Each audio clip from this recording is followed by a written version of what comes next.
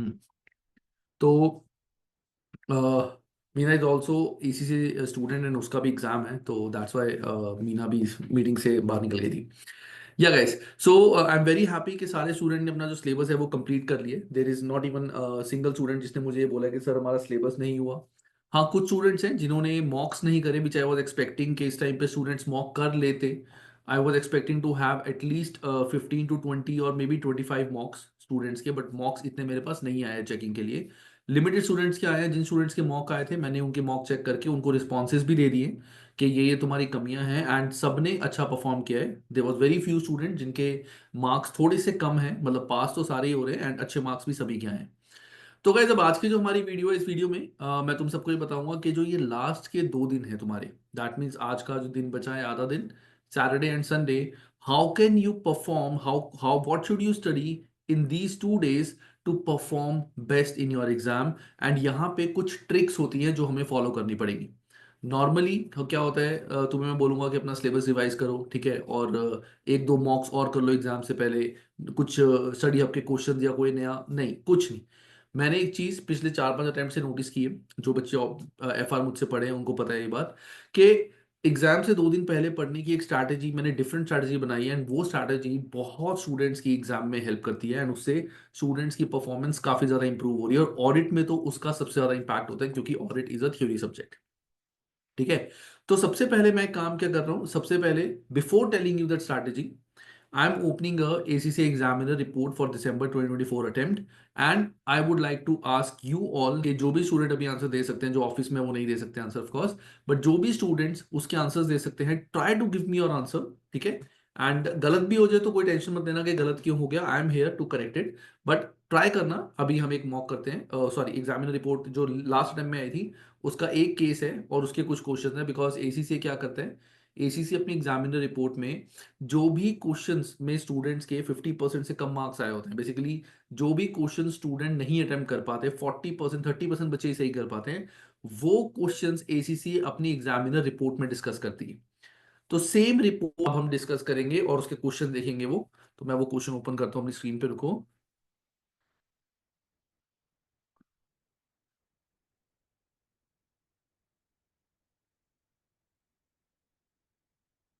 And I would want कि तुम सब प्लीज कोशिश करना मुझे उसके आंसर्स देने की, गलत भी हो कोई दिक्कत की बात नहीं, but I want answers from all of the students, because तुम सब अपना एसीसी का एग्जाम दे रहे हो।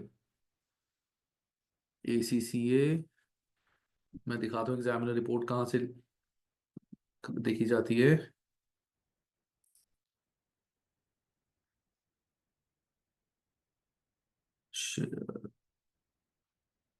Meena, can you please allow screen sharing?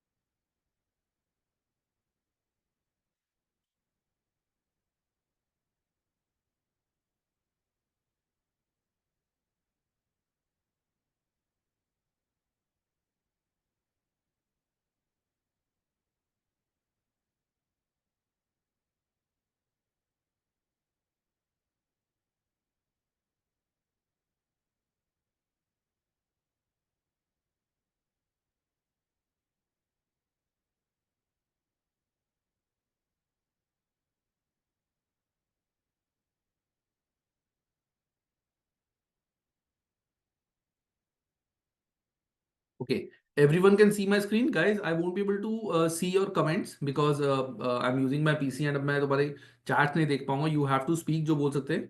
Can you see my screen? Yes, Yes, sir. sir. Yes, sir. ठीक है guys. Yes.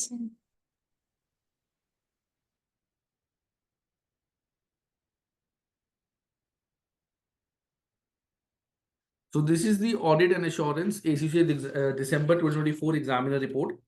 अब ये जो एग्जामिनर रिपोर्ट है इसमें एसीसीए ऑडिट के केस में सिर्फ सेक्शन ए क्वेश्चन बताता है, वो वाले क्वेश्चन जो बच्चों ने गलत किया। सेक्शन बी के क्वेश्चन यहाँ पे नहीं आते, इसमें सिर्फ ऑडिट एसीसी गलतियां बताता है कि सेक्शन बी में जो बच्चों ने करी है उसमें भी there are certain points which I will discuss, and then after I will tell you the strategy. अब सबसे पहले गाइस हम इसको करते हैं, ठीक है। सो ये तुम्हारा केस है। आई want all of you to read this case once. ये लो, this is your case. एक बार जब भी कोई केस स्टडी का क्वेश्चन आता है, सबसे पहले एक बार फटाफट से पूरे केस को पढ़ लो. तो रीड द इंटायर केस एक बार.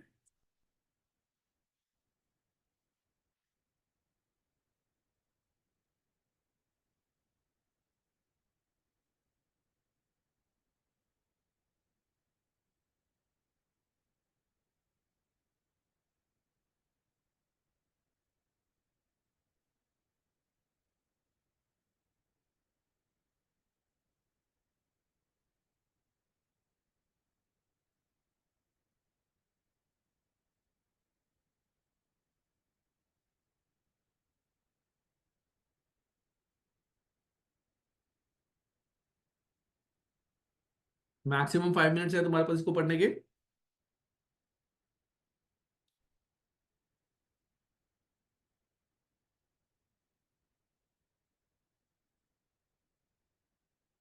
और याद रखना, जब भी हमें केस पढ़ना है, इस केस को हमें इस तरह से नहीं पढ़ना कि हर चीज हमें लर्न करनी है.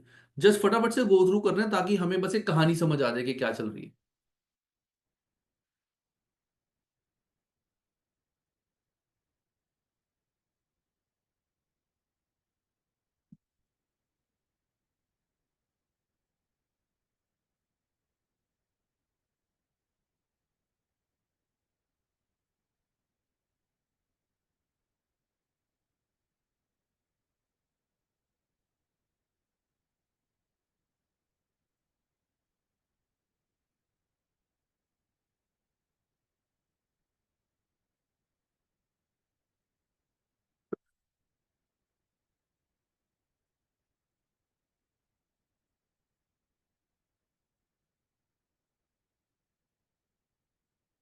चलो, आई बिलीव सबने केस पढ़ लिया होगा, अब और टाइम नहीं लेते. अब हम करते हैं इसका question, and I want all of you to give me your answer. और तुम चाहो तो अपने आंसर्स मुझे टाइप करके भी बता सकते हो. I have joined from my PC as well, so I can see your comments. So this is your question. You have to tell me इसके थ्रेट्स क्या होंगे और इसका सेफगार्ड क्या होगा, इन तीनों में से कोई एक.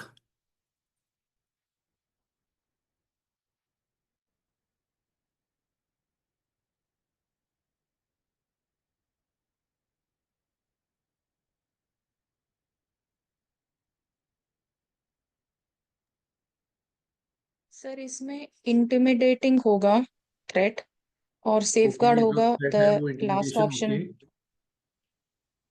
And safeguard the would be last option, commence legal action to recover the fees.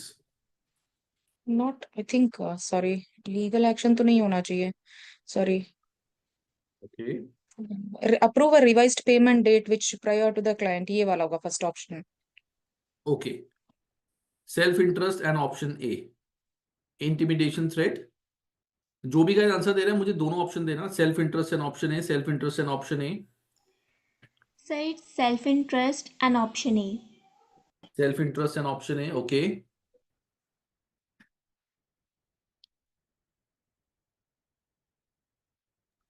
ये सर सेल्फ इंटरेस्ट ही होगा. सेल्फ इंटरेस्ट एंड ऑप्शन ए.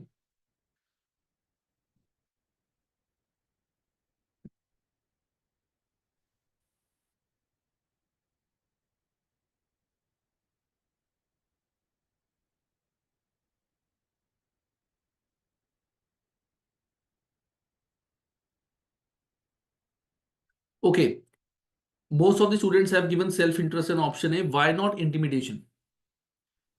तो या समीरा, एक्चुअली जब भी इस टाइप का क्वेश्चन आता है ना, मैं हमेशा कंफ्यूज हो जाती हूँ कि इंटिमिडेशन है या फिर सेल्फ इंटरेस्ट है. मैं तभी स्टूडेंट से डिस्कस कर रहा हूँ अभी. तो हाँ, जिन जिन स्टूडेंट ने सेल्फ इंटरेस्ट मुझे आंसर दिया है, टेल मी व्हाई. सेकंड का मैं ऑप्शन बताता हूँ. सेकंड का option A is correct. Agree a revise payment date which is prior to current year auditors report being issued, that is right. Sir okay. शायद self interest होगा because they are doing a business and उनको अपना fees भी recover करना है. Okay, and what is intimidation threat? Intimidation threat self I think interest so एक that कहाँ उन्हें ऐसा, है. Sorry, forcible doing things, intimidation. Pressurize us to do. I would say कि एक एक बार ना अपना हैंड रेस करके मुझे बताना, फिर मैं बोलता हूँ, क्योंकि lot of students are speaking. Yes, Oppo Reno 6. Sir self interest threat इसलिए होगा बिकॉज उसको सॉरी हाँ उसको अपना फीस रिकवर करना है ताकि उसको फीस मिल जाए. एंड सेकंड इंटिमिडेशन थ्रेट ये होता है कि when you are pressurised. When we are kind of pressurized. Perfect. यहाँ पे हमारे ऊपर कोई प्रेशर नहीं क्रिएट किया गया. There is no pressure created on us कि ये काम हमें करना ही करना पड़ेगा. तो that's why it is not an intimidation threat, it is a self-interest threat. तो difference between self-interest threat और intimidation is self-interest मतलब मुझे अगर पता है कि मुझे अपने क्लाइंट से फीस आनी है और वो फीस उसने अभी नहीं दी है, अगर मैं उसका कोई भी काम नहीं करूंगा तो हो सकता है मुझे वो पुरानी फीस ना दे, तो मेरा एक इंटरेस्ट है इसका काम करने में क्योंकि मेरी पुरानी फीस आनी है. That's why it is a self interest threat. Intimidation threat होता है जब हमारे ऊपर एक प्रेशर क्रिएट किया जाता है कि अगर ये काम हम नहीं करेंगे तो ये होगा, कुछ भी इनडायरेक्ट प्रेशर कहीं ना कहीं से क्रिएट किया जाता है. That is intimidation threat. इसीलिए इसका आंसर हमारा सेल्फ इंटरेस्ट थ्रेट होना चाहिए. एंड सेकंड सबने सही दिया a answer, that is agree to revise payment date which is prior to current year's auditor report being issued. अब ये sir ACC. Yes yes yes Roslin. Sir I have a question कि हम लोग मैंने पहले सोचा था intimidation threat because I was thinking कि there is a pressure on the audit team कि हम ये कर लेते हैं नहीं तो फिर फीस नहीं आएगा. नहीं, and then that I is not, that is not a pressure ना. इसमें क्या लिखा हुआ है अगर हम क्वेश्चन पढ़े, क्वेश्चन में क्या लिखा हुआ है? It is written the adventure company audit is carried out by Green Company West Office. Adventure company has not yet paid a significant installment of previous year audit fees. The directors of Adventure Time and Company have requested that Green Company prepare its tax return and provide some routine administrative work. These services these services would be carried out by Green Company's East Office. Okay, the fees for these assignment would be paid on contingent basis and are likely to be material to the firm. अब यहाँ पे ऐसा कहीं नहीं है कि उन्होंने बोला है कि आप हमारा काम नहीं करोगे तो फीस नहीं देंगे हम आपको. फीस तो हमें आनी ही है, फीस तो हमें आनी ही है, ठीक है ना. और यहाँ पे significant instalment of previous year audit fees के पिछले साल की ऑडिट फीस जो थे वो इंस्टॉलमेंट्स में ले रहे थे. तो एक कुछ फीस आई है, कुछ फीस नहीं आई हमें. तो इसमें कहीं भी ऐसा नहीं है कि जो एडवेंचर कंपनी टाइम कंपनी है उनको वो हमें इनडायरेक्टली प्रेशर कर रही है कि ये काम आपको करना पड़ेगा अदरवाइज फीस नहीं आएगी. That's why it is not an intimidation threat. Okay sir, ठीक है थैंक यू ना सर. सर? निर्भीक का एक डाउट है sir, if the size of fees was large would it come under intimidation? अगर हम ये बोलते कि उसकी जो फीस है वो काफी हाई फीस है तब भी हमारा इसमें इंटिमिडेशन थ्रेट ना होता है. इंटिमिडेशन थ्रेट तब होता है कि एक क्लाइंट है हमारा जहां से हमें 40% फीस आती है टोटल रेवेन्यू की, तो हमें डर है, हम उसका काम नहीं छोड़ सकते, ये छोड़ेंगे तो हमारी रेवेन्यू कम हो जाएगा. अगर वो फीस दे, वो चीज लिखी होती then it would have been intimidation threat. But यहां पे ऐसा कहीं नहीं लिखा हो. इसमें लिखा हुआ है paid a significant instalment of previous year audit fees. मतलब उन्होंने, एडवेंचर टाइम कंपनी ने अपनी जो फीस देनी थी उसका बहुत बड़ा अमाउंट हमें नहीं दिया. इसमें यस मोर देन 15% का कौशिक, लेकिन इसमें कहीं ऐसा नहीं लिखा हुआ कि इनसे जो फीस आ रही है दैट इज सिग्निफिकेंट फीस जो हमारी कंपनी के टोटल रेवेन्यू का पार्ट है. यहां लिखा हुआ है कि जो एडवेंचर कंपनी ने हमें पैसे देने थे उसमें से, जैसे लेट्स से $1 लाख देने थे, तो उन्होंने $70,000 हमें नहीं दिए. बट इट्स नॉट रिटर्न कि वो $70,000 हमारे लिए सिग्निफिकेंट है कि हमारा जो अमाउंट है टोटल रेवेन्यू उसका 15% या उससे ज्यादा है, तब इंटिमिडेशन थ्रेट आता. Very very good guys. इन्होंने भी आंसर ये दिया हुआ है. ACCA code of ethics and conduct states that self interest threat is created if fees payable are overdue during the period for audit engagement. Therefore, there is a self interest threat created by non-payment of last year final fees. The code states that the firm should obtain payment of fees before auditor report is issued where possible. The firm may agree a revised payment date, जो तुमने second answer दिया था. Perfect guys, everyone gave a right answer. So let's move on to the next question. इसका मुझे सारे answer बताना.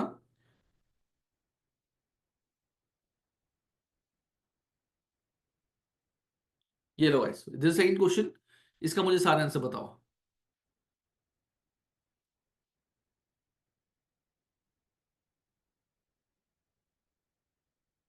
And please I want answers from all. You can type also, मैं check कर लूंगा तुम्हारे answers. And you can speak also.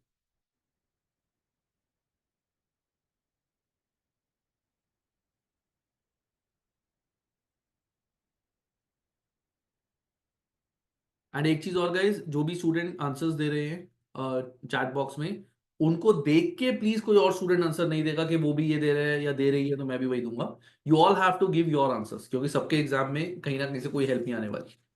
Sir, neither one or two. Neither one on two, okay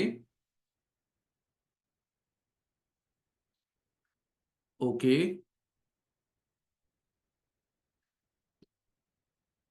Roslyn, I would suggest एक बार इस question को दोबारा अच्छे से रीड करो एंड कोशिश करो हर चीज का समझने का। एक बार तुम माइक ऑन करके मुझे बताओ इसमें तुम्हें समझ क्या नहीं आया वैसे।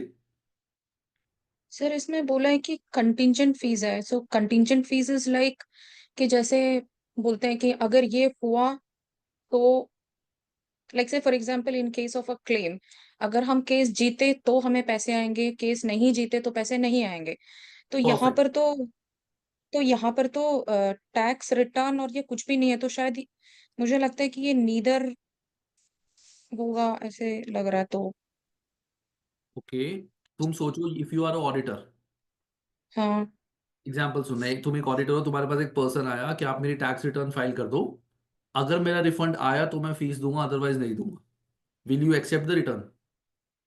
नहीं, तुम क्या बोलोगी? तुम कहोगी मेरे को तो फीस चाहिए अपनी, तुम्हें करेक्ट, रिफंड मुझे तो देना है, अपनी मुझे फीस क्यों चाहिए, देना करेक्ट, बिकॉज है? I am exactly, providing the services, correct. Exactly. हाँ तो as per code of conduct हम हमारी फीस कभी भी कंटिंजेंट नहीं हो सकती। सो यहाँ पे जो हमारा आंसर होगा दैट हाँ should be D. I am very happy, very happy. Most in fact everyone gave the right answer. Roslin ने भी एक हद तक आंसर सही दिया था। I am very very happy guys. You can see these are the questions जो 50% से ज्यादा बच्चों ने गलत करे हैं। ACC never reveal their past year questions, ठीक है? वो सिर्फ वही क्वेश्चन रिवील करते हैं जो स्टूडेंट्स ने गलत करे होते हैं। एंड यू कैन सी कि यहाँ पे कितने, most of the students have gave the right answer. So in case of non-public company, please explain contingent asset. Non-public company contingent asset. मुझे क्वेश्चन समझ नहीं आया तुम्हारा ये। In case of non public company explain contingent asset. मतलब ऐसा होता है ना, जैसे अगर पब्लिक कंपनी है तो contingent asset will not be accepted, मतलब कॉन्टिजेंट बेसिस पे फीस एक्सेप्ट नहीं करेंगे। बट अगर कंटिंजेंट बेस पे फीस तो हम कभी भी एक्सेप्ट नहीं कर सकते। See, if I am a professional, I am providing a service, तो मैं कभी भी ये नहीं बोलूंगा कि अब एक एज अ, देखो अगर मैं इनकम टैक्स का केस लड़ रहा हूँ किसी क्लाइंट का, ठीक है, मैं इनकम टैक्स का केस लड़ रहा हूँ उसका, उस केस में वो कहता है अगर मैं केस जीत गया तो फीस दूंगा, मैं कहूंगा ठीक है फिर मैं काम ही नहीं करता। मुझे अपने सर्विस की, I am giving my time, तो मुझे अपनी सर्विसेज के पैसे चाहिए। ऑल्दो आई ट्राई कि मैं तुम केस जीतो, बट ऐसा नहीं होगा कि केस जीतेंगे तभी पैसे मिलेंगे अदरवाइज नहीं। कंटिंजेंसी तो कभी भी नहीं होती, ठीक है ना? चाहे उसमें हमारे ये वाले केस हो इन पब्लिक या फिर सॉरी, अगर नॉन पब्लिक हो या पब्लिक, डजंट मैटर। कंटिंजेंसी में फीस कभी भी नहीं होती। तो the correct answer is D. ACC ethics states that non assurance services should not be provided to audit clients on a contingent fees basis if fees are or expected to be material. Doesn't matter, हम contingency में जाते ही नहीं है कभी। Sir अगर यहाँ पे contingent fees ना हो, नॉर्मल फीस हो, देन इन केस कि ग्रीन कंपनी उन्हें एक्सटर्नल ऑडिट प्रोवाइड कर रही है तब भी नाइदर वन और टू होना चाहिए ना? नहीं, if which of the following two additional service green company should be able to accept on contingent fees basis, you are saying कि अगर वो क्या कहते हैं ऑडिट उनका कर रही है तो ये दोनों चीजें कर सकते कि नहीं? ये कर सकती है। These two can be नहीं, provided अगर because these are not अगर related to उनका फाइनेंशियल स्टेटमेंट्स। अगर यहां नहीं लिखा होता टैक्स प्लानिंग,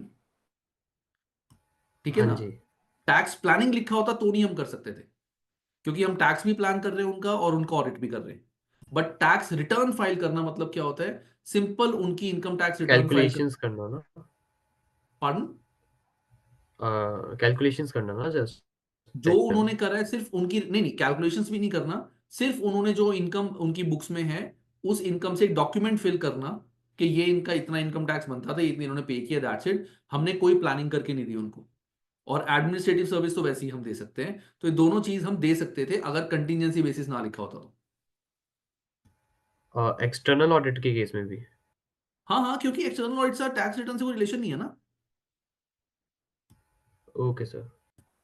हम वो वाली सर्विसेज नहीं दे सकते जो हमारी एक्सटर्नल ऑडिट से क्लैश करेगी, कि हमने एक्सटर्नल ऑडिट भी कर रहे हैं इसका और अकाउंटिंग भी कर रहे हैं, ठीक है ना, एक्सटर्नल ऑडिट भी कर रहे हैं और इसकी टैक्स प्लानिंग भी कर रहे हैं, हम इसका टैक्स भी बचा रहे हैं और ऑडिट भी कर रहे हैं, वो नहीं कर सकते।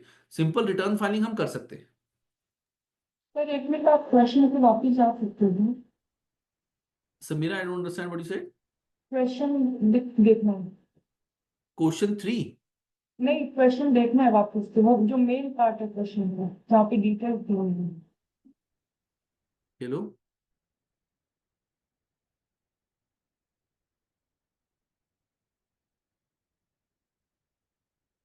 सर इधर जो ये ग्रीन कंपनी, इसके दो पार्ट्स है, वेस्ट एंड ईस्ट। तो जो टैक्स का है वो लोग ईस्ट वाले कर रहे हैं ना, तो जो आपने बोला कि टैक्स वो चेक नहीं कर सकते, मतलब अमाउंट वगैरह नहीं डिसाइड कर सकते, तो हाँ मतलब इसमें तो कोई सेल्फ रिव्यू थ्रेट नहीं आएगा ना, क्योंकि दोनों अलग अलग कंपनी, मतलब दोनों अलग अलग पार्ट होते हैं नहीं, कंपनी। ऑफिस अलग अलग है, बट इसमें हमें ये भी नहीं पता ना कि स्टाफ, ऐसा तो नहीं है कि स्टाफ सिमिलर है। अलग अलग ऑफिस में काम चल रहा है, बट कई बार ऑफिस में कुछ सिमिलर स्टाफ भी होता है ना। अब ईवाई है, ईवाई में एक ही पार्टनर है, उसके दो ब्रांचेस हैं, वो यहाँ भी बैठता है, वो अब जैसे मैं केरला भी बैठता हूँ, मैं चंडीगढ़ भी बैठता हूँ। तो अगर मैं केरला ब्रांच से काम करूँ, चंडीगढ़ ब्रांच से काम करूँ, काम तो मैं ही कर रहा हूँ। अगर यहाँ पे लिखा होता carried out by east office which is a separate team, तब हम वहां पे टैक्स प्लानिंग सर्विसेज के बारे में बोल सकते थे। ठीक है ना। चलो let's move on to the next question.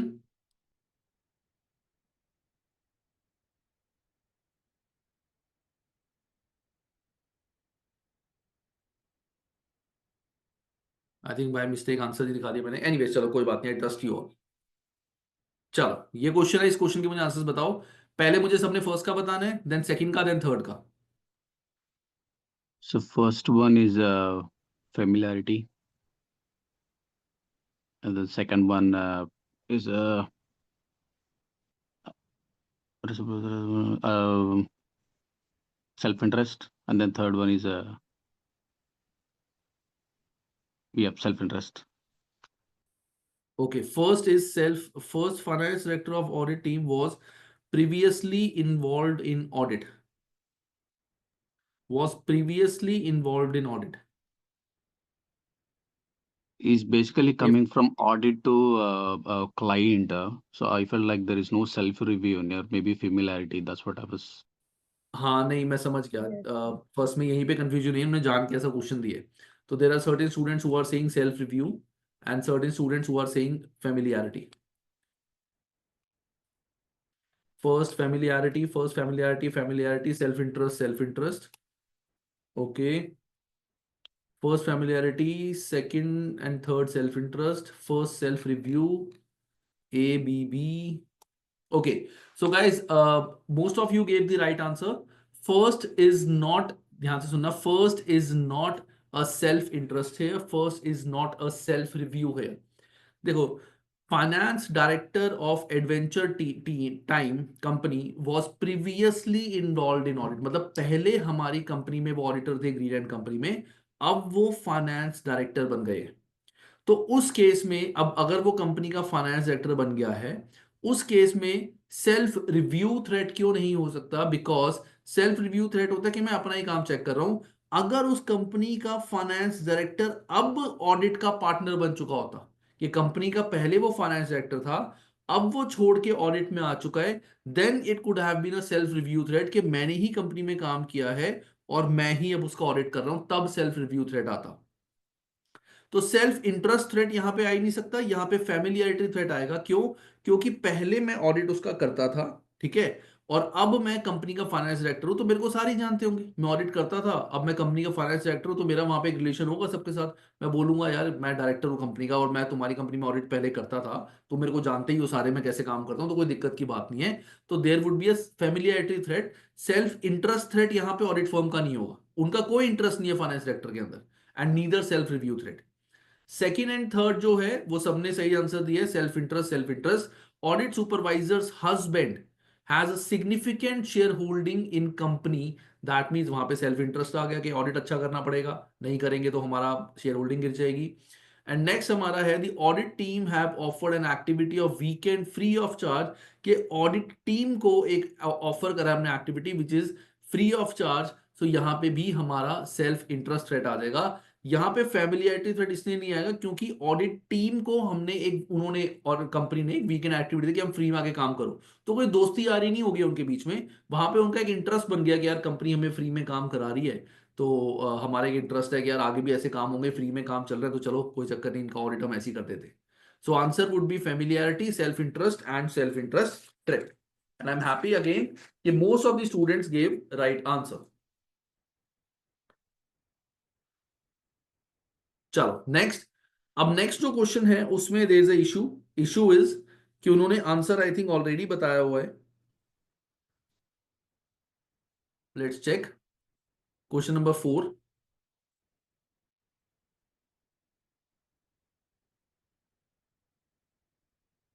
ये है हमारा question number 4। In respect of the request for audit engagement partner to represent adventures companies in discussion with lawyer, identify what the response of audit engagement partner should be and the reason for that response. So we have to give the answers के response में accept या reject आएगा और reason में से कौन सा reason आएगा। Sir, decline and Could you unmanageable advocacy. Decline and unmanageable advocacy threat. Okay. decline and unmanageable advocacy? Unmanageable advocacy. Okay.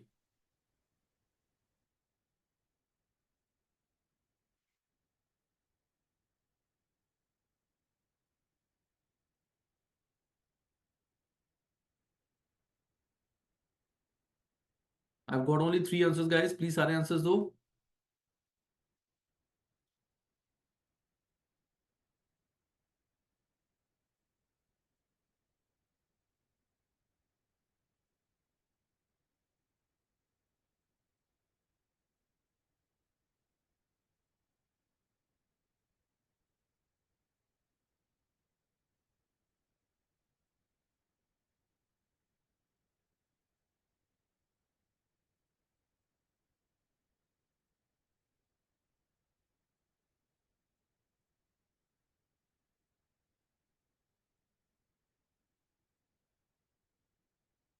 अच्छा चलो मुझे बताओ why it's going to be an advocacy threat. Because it's kind of a promoting their Sir, because we are providing about 2 different services along with advocacy. So it's a conflict of interest for us as we are doing the audit and providing tax services. Audit partner will represent the client. Yes, audit The side will ABC. represent the client. Yes. Absolutely right, guys. So the answer is decline and unmanageable advocacy. Perfect, guys. सबने answer सही दिया इसका. So this was the 4th question. Let's move on to the last question and let's see who gives me the right answer.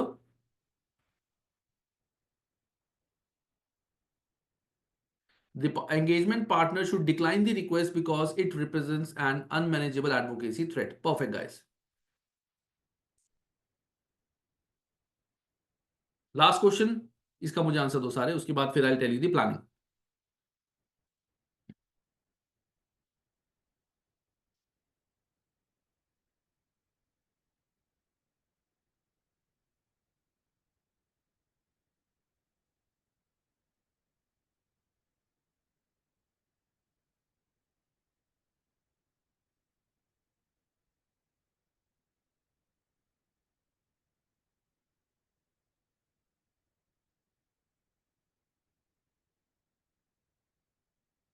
Okay, C, C, C, C, C, C.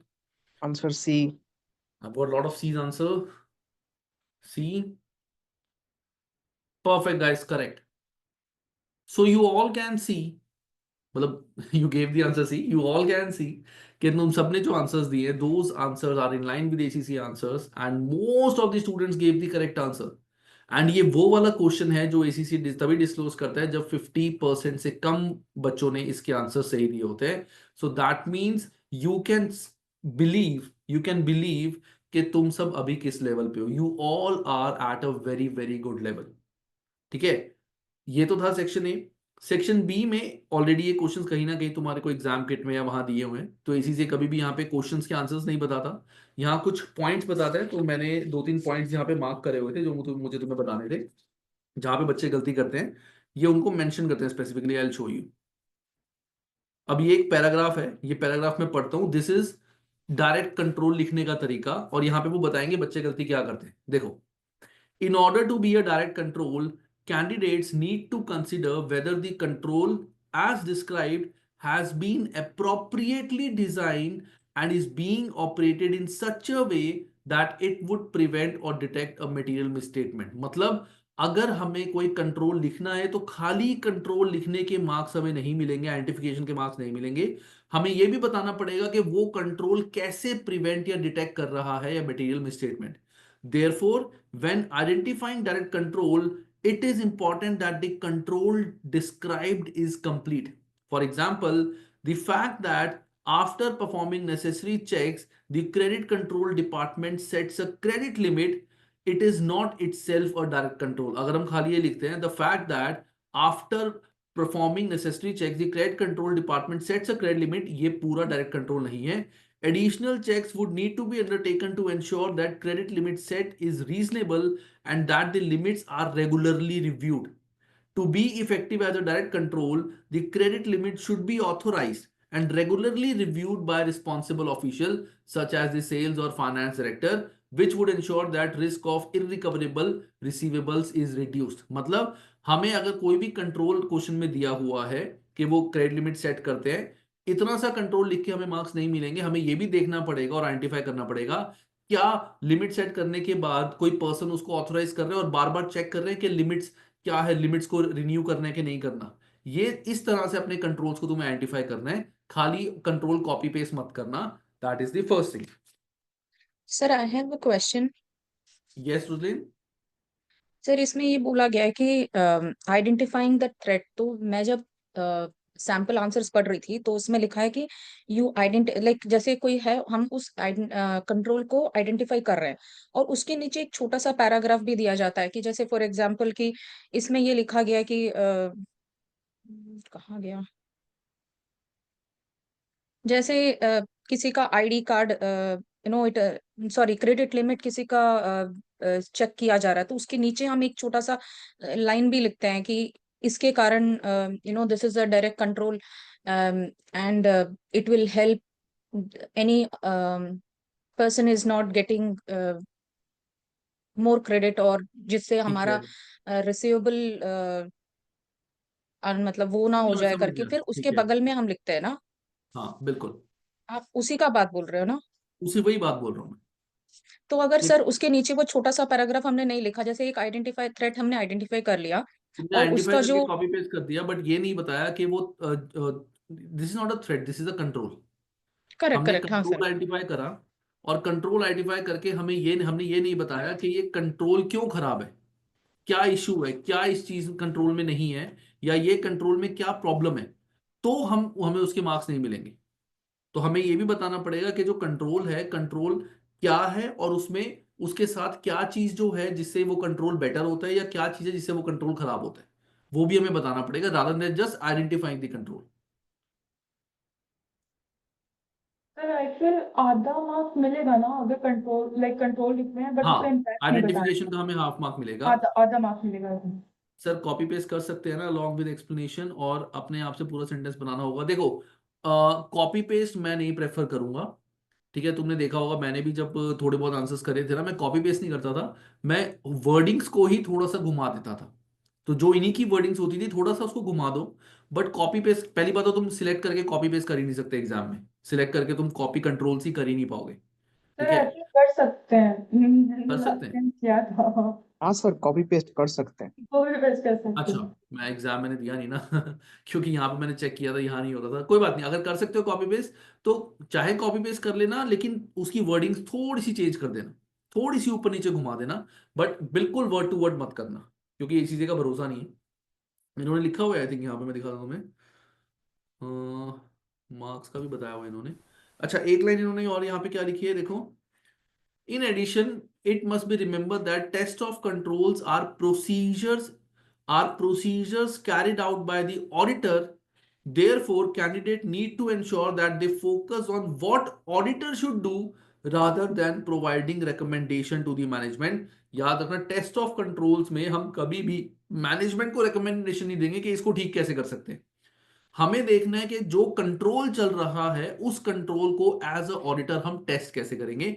इस चीज का सारे ध्यान रखना, ठीक है ना. और एक और चीज, test such as observe should be used sparingly as they do not generally score well as inspection or some inquiry type procedure. मतलब always writing observe, यहाँ पे ऐसे हो रहा है, observe वहां पे ऐसे हो रहा है, तो observe हर जगह लिखने से बेटर inquire, ठीक है, और inquire की जगह inspect, ये वर्ड्स ज्यादा मार्क्स हमें देंगे rather than writing observe. तो इस चीज का ध्यान रखना है. छोटी छोटी चीजें इसमें बताई होती है और ये अच्छा होता है एग्जामिनर रिपोर्ट, और ये अभी पढ़ के फायदा होता है. इसके बाद हमारा है 5 डेफिशिएंसीज का था, इसमें कुछ खास नहीं है. तुम चाहो तो इसको एक बार मतलब डाउनलोड करके पढ़ सकते हो, वैसे इसमें कुछ खास नहीं है, तुमने ऑलरेडी इतने सारे क्वेश्चंस वगैरह कर लिए. अब नेक्स्ट आता है हमारा सब्सटैंसिव प्रोसीजर का क्वेश्चन. देखो इन्होंने यहाँ पे एक पॉइंट बताया हुआ है, सब्सटैंसिव प्रोसीजर में मेजरली बच्चों के मार्क्स करते हैं. When describing substantive procedure, one of the key thing to consider is the level of detail provided. Many candidates fail to score well in this type of requirement because their procedures are too vague or too brief. Test must be sufficiently detailed, noting clearly which source document should be used and why. Candidates must ensure that they distinguish between a substantive procedure and a test of control.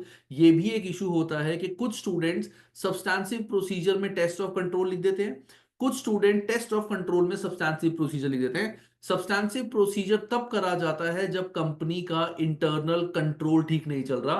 Control मतलब होता है काम करने का तरीका. Test of control मतलब हम check करेंगे कि कंपनी का जो काम करने का प्रोसेस है वो ठीक से हो रहा है कि नहीं हो रहा. कि जैसे फॉर एग्जांपल अगर अकाउंटिंग हो रही है, अकाउंटिंग एक पर्सन ऑथराइज करता है, तो हम कुछ ऑथराइजेशन चेक करेंगे कि ऑथराइजेशन पूरी वेरीफाइड है कि नहीं है. हम उसमें रैंडम फिगर्स डालेंगे टू सी कि प्रॉपर उसमें अकाउंटिंग में उसका रिकॉर्ड बन रहा है प्रॉपर या नहीं बन रहा. दैट इज हम उस सिस्टम को, उस तरीके को चेक कर रहे हैं. सब्सटैंसिव प्रोसीजर का मतलब है कि हम तरीके को चेक नहीं कर रहे, हम अपने उस फिगर को चेक कर रहे हैं कि जो फिगर कंपनी ने दी हुई है क्या वो फिगर एक्चुअली है कि नहीं. कंपनी का तरीका हमें ठीक नहीं लगा, कंपनी का तरीका काम करने का खराब है, हमें ही सब कुछ डिटेल में चेक करना पड़ेगा. That is a substantive procedure. Many candidates lose mark in these type of requirement by mixing up these procedures, where substantive procedures are required for account balance subject to an accounting standard. Then considering the rules of standards can help. चलो ये तो छोड़ दो, इसका कोई फायदा नहीं है. आगे, candidates who focus on casting the breakdown of sales, agree to financial statement, recalculating sales invoices for accuracy, analytical review of total monthly sales diseases were able to gain credit. देखो इतना भी लिख दोगे तो तुम्हारे को मार्क्स मिलेंगे. तो तुम्हारे को जो भी प्रोसीजर लिखना है, ये मैंने इनफैक्ट ग्रुप में मैंने एक मैसेज भी शेयर किया था, तो मेरे मैसेज चेक करना कि एक उसमें मैंने लिखा था रॉन्ग प्रोसीजर्स और राइट प्रोसीजर्स. जो रॉन्ग प्रोसीजर्स थे मैंने उन्हीं को बताया कि राइट प्रोसीजर्स कैसे बना के लिख सकते हैं. एक मैंने ग्रुप में शेयर किया था मैसेज, तुम एक बार चेक करना और वो प्रोसीजर्स ध्यान से देखना कि कैसे लिखने. प्रोसीजर्स आई एम श्योर तुम सबको आते हैं, बट लिखने का तरीका उसका मोस्ट इंपॉर्टेंट है. और तुम चेक कर सकते हो कि पिछले पेपर में एक सब्सटैंसिव प्रोसीजर 5 मार्क का यहां आया था. 2 कॉर्पोरेट गवर्नेंस डेफिशिएंसीज, तुम चाहो तो ये तुम्हारे पास के क्वेश्चन से देख सकते हो क्या था, इसमें भी कुछ खास नहीं है. Explain benefits of audit planning, these are some general questions जो इसी में आते हैं. रिस्क एंड रिस्पॉन्स आ गया तुम्हारा 16 मार्क्स का. And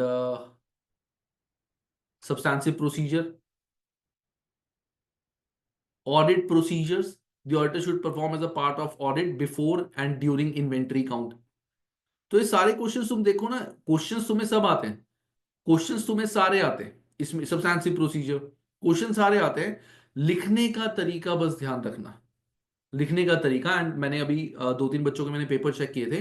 one of the student I think scored around 75 marks, one of the student scored 60 marks, 65 marks, one of the student scored I think 58 marks. हाँ, तो वो बिकॉज उनके सेक्शन ए में काफी, उसके सेक्शन ए में काफी गलतियां. सेक्शन ए में I think he scored around 12 और 13 आउट ऑफ 30.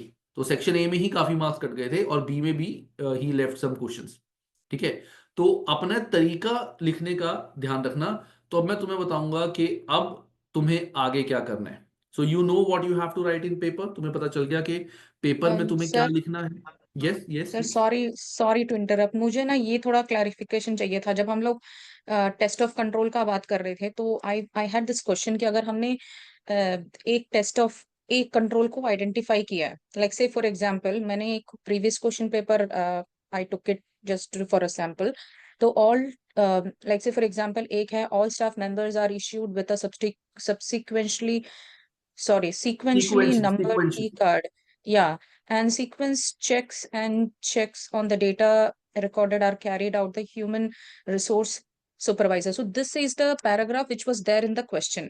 तो उसके नीचे वो लोगों ने लिखा हुआ है, this ensures that payroll records are complete and employees are paid for hourly. तो हमें ये लिखना जरूरी है क्या? तो ये लिख सकते, मतलब जो हम एक आइडेंटिफाई किया पैराग्राफ से वो लिख के, और टेस्ट ऑफ कंट्रोल के लिए फॉर अ सैंपल ऑफ की कार्ड्स एंड डेटा रिकॉर्डेड, वो हम लिख सकते हैं कि अगर हमने ये मिस बिल्कुल कर दिया बिल्कुल। लिखना तो ये नहीं, अगर लिखना तुम्हें सारा जरूरी है जो, क्या चीज। कि this ensures that payroll records are complete and employees are paid for an hour, ये हमारा मतलब ये हम अपनी तरफ से लिख रहे हैं, तो वो लिखना हाँ ये जरूरी लिख है दो, क्या ये लिख उस? दो, लिख दो, हाँ लिख दो, लिखना जरूरी है, यही अगर इन्होंने नहीं बताया। मिला तो, अगर नहीं लिखा तो मार्क्स कटेंगे क्या? मैं that is what is my half marks question. देते होंगे इसके। हाफ कंट्रोल जब कटेंगे ना? तुम, हाँ जब when you are writing a control, हमने खाली कंट्रोल लिख दिया, और वो हाँ कंट्रोल किस चीज के लिए, हमने ये लिखा ही नहीं। मतलब कौन से फाइनेंशियल स्टेटमेंट के एस्पेक्ट के लिए वो कंट्रोल है, कि अगर मान लो क्रेडिट कंट्रोल का है तो वो इररिकवरेबल डेट्स के लिए है। अकाउंटिंग का कुछ ऐसा चल रहा है तो अकाउंटिंग रिकॉर्ड्स के लिए है। नॉन करंट एसेट का कोई कंट्रोल है कि वो रिकॉर्ड कैसे होता है, तो कि non current assets are recorded accurately. तो वो हमें बताना पड़ेगा ना कि दिस इंश्योर्स के non current assets are recorded accurately. तो उसके हमारे कंट्रोल्स क्या होंगे, उसके तो हमारे आपने वो। अभी जैसे आपने अभी जो जैसे सेंटेंस बोला कि this ensures that non current assets are recorded, अगर हम इतना भी लिख दें तो काफी है ना? हाँ हाँ, बट ये है ना, अगर तुम्हारे को देखो 6 कंट्रोल्स आए और हाँ 6 controls and 6 test of control, तुम सारे टेस्ट ऑफ कंट्रोल में अगर सेम वर्डिंग दोगी तो बात नहीं बनेगी ना। नहीं नहीं, अगर हमने ऐसे घुमा फिरा के एक ही चीज, मतलब ऐसे पूरा वो एनालाइज मैं भी करके कुछ बताऊंगा, लिखने मैं की उस चीज जगह। का उस चीज अच्छा का क्रक्स मैं अच्छा, आज ओह बताऊंगा कि सॉरी आगे सॉरी तुम्हारे को कैसे पढ़ना है, डोंट वरी। Sorry sir. कोई बात नहीं। अक्षिता कोई बात नहीं, okay, you are appearing for junior time, ठीक है, तो जूनियर टाइम वालों के लिए तो वैसे ही लास्ट है ये, this video is most important for the student जिनका एग्जाम है अब। ठीक है, Kaushik time management, yes time management भी बताऊंगा अभी। ठीक है, चलो अब मैं तुम्हें बताता हूँ गाइस, इन रिमेनिंग डेज को तुम्हें कैसे बेस्ट यूटिलाइज करना है। तो सबसे पहली चीज गाइस ये है कि तुम सबको अब अपना टाइपिंग और कोई भी नया क्वेश्चन सॉल्व नहीं करना। आज से सारे क्वेश्चन सॉल्व करने बंद कर दो। तुम्हारा एग्जाम है मंडे को, तुमने बहुत सारी चीजें पढ़ी हैं, lot of things you have studied now. जितने क्वेश्चंस प्रैक्टिस करने थे तुमने क्वेश्चंस प्रैक्टिस वो कर लिए, जितने मॉक्स तुमने देने थे तुमने उतने मॉक्स दे दिए। इस टाइम पे आके कोई भी नया मॉक देना, कोई भी नए क्वेश्चंस प्रैक्टिस करना, कोई भी नई एग्जाम किट, कोई भी स्टडी हब, कुछ भी नया चीज ट्राई करोगे, you will get wrong answers. And क्योंकि इस टाइम पे टेंशन बहुत ज्यादा है। What is a control? Why it is a control? Its impact on financial statement. Yes. What is a control? Why is a control? Its impact on financial statement. Right. Absolutely right, Kunal. So अब अगर तुम कोई भी नया question try करोगे तो होगा ये, अभी टेंशन बहुत ज्यादा है, you know 2 days after you have your exam, तो जल्दबाजी में ना क्वेश्चन हमेशा गलत होगा। This is the time for you जहां पे you will have to revise what all you have studied till now, सब कुछ प्रॉपरली रिवाइज करना। और ये जो 2 से 2.5 days है, इन डेज को तुम्हें सिर्फ सारी इंफॉर्मेशन जो तुमने अभी तक पढ़ी है, जितने भी क्वेश्चंस करे हैं, जितने भी चैप्टर्स पढ़े हैं, सबको क्लब करके मर्ज करके अपने माइंड में डालना, ताकि एग्जाम में वो सारी चीजें यूज हो। तो अब से तुम सबको क्या करना है, तुम्हें एग्जाम तक सिर्फ और सिर्फ रिवीजन एंड रीडिंग करनी है। कैसे? जैसे फॉर एग्जाम्पल सबसे पहले तुम क्या करोगे, आज से स्टार्ट कर दो अपनी रिवीजन। कहां से? मेरी marathon video and marathon notes. तुम्हें बुक भी ओपन करने की जरूरत नहीं है। मैराथन वीडियो देखो पूरे चैप्टर की, और चैप्टर की मैराथन वीडियो देखने के बाद नोट्स वर्ड टू वर्ड एक बार सारे रीड कर लो। जो भी चीज तुम्हें लगता है लर्न करने वाली है छोटी मोटी, जैसे इतने सारे क्वेश्चंस तुमने कर लिए, यू नो कि सेक्शन बी के अंदर जैसे ऑडिट प्लानिंग प्रोसीजर और ऑडिट प्लानिंग में क्या क्या चीजें आती हैं, कुछ इंटरनल कंट्रोल्स की चीजें आती हैं, छोटी मोटी जो भी तुम्हें पता है कि सेक्शन बी में कौन से थोरेटिकल क्वेश्चन थोड़े बहुत आ सकते हैं जो not related to risk response and substantial procedure है, रिस्क कंट्रोल और सब्सटेंशियल प्रोसीजर, वो सारे एक बार वहां से ध्यान रखना और सारी छोटी छोटी चीजें जो अपनी हैं उनको रिवाइज करते रहना। तो सबसे पहले तुम्हें मेरी मैराथन वीडियो देखनी है। मैराथन वीडियो देख के मेरे नोट्स में से वर्ड टू वर्ड, ऐसा नहीं है ऊपर ऊपर से पढ़ना है, वर्ड टू वर्ड एक बार सेल्फ रीडिंग करनी है।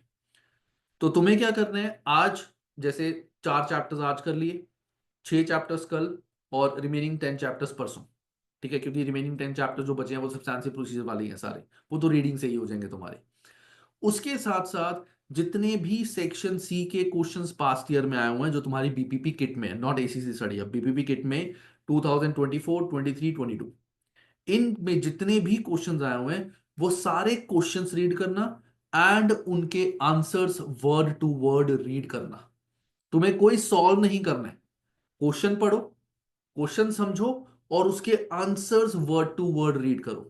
और वर्ड टू वर्ड रीड करने का मतलब ये नहीं है कि जैसे सब्सटेंशियल प्रोसीजर है तुमने सिर्फ ये देख लिया प्रोसीजर क्या हो रहा है, नहीं, जैसे कि मैंने बताया प्रोसीजर लिखना, प्रोसीजर समझना एंड प्रोसीजर का लिखने का तरीका अलग होता है। तो प्रोसीजर लिखने के लिए कीवर्ड से स्टार्ट होगा, हमारा प्रोसीजर क्या है वो हमें इन डेप्थ बताना पड़ेगा और उस प्रोसीजर से क्या चीज में इफेक्ट पड़ेगा वो भी हमें बताना पड़ेगा।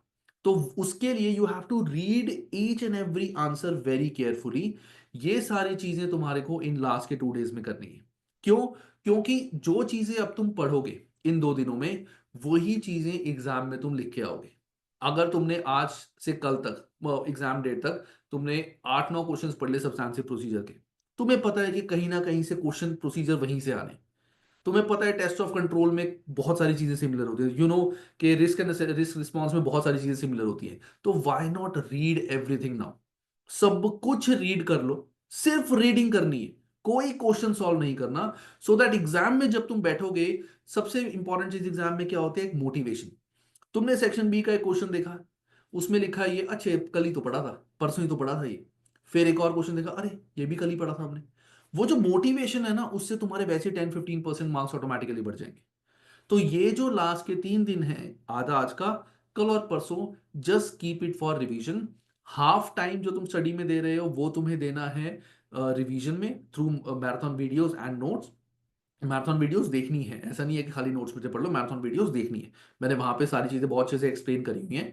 और उसके बाद रिमेनिंग टाइम में तुम्हारे को 4 से 5 सेक्शन बी के क्वेश्चंस विद आंसर्स बीपीपी की एग्जाम किट से रीड करने हैं थॉरोली वर्ड टू वर्ड एक बार, क्योंकि उससे वो वर्डिंग भी तुम्हें याद हो जाएगी, तुम्हें समझ भी आ जाएगा, अच्छा ये सारी चीजें ऐसे ऐसे लिखनी है। अभी तक तुमने रीडिंग थोड़ी बहुत करी है, ज्यादातर राइटिंग करी है, अब सिर्फ रीडिंग करोगे फिर एग्जाम में जाओगे, तुम्हें पता होगा कि तुमने इतने सारे क्वेश्चन रिस्क के अभी पढ़े हैं, तरीका भी लिखने का वहां सारा है, तो तुम इजीली लिख पाओगे।